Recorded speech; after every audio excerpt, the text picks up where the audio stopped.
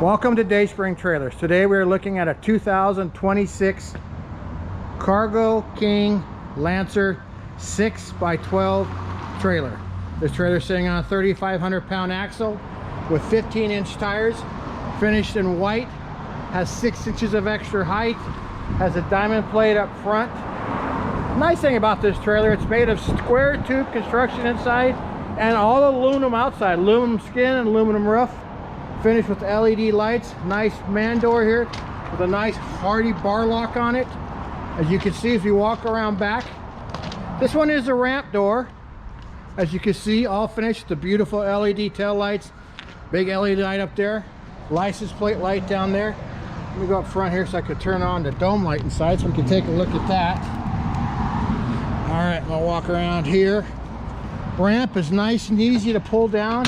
It's got a nice handle here. You can just grab it with your fingers and pull it down. Floor's finished in 3/4 inch wood, nice and solid. Walls are finished with like a pack type material, more resin than wood. Hose it down with water, it's not going to rot. I have some in a fishbowl you can take a look at. This is the dome light up here. It's a nice LED on off switch there. This is the man door on it here. All finished nice and neat.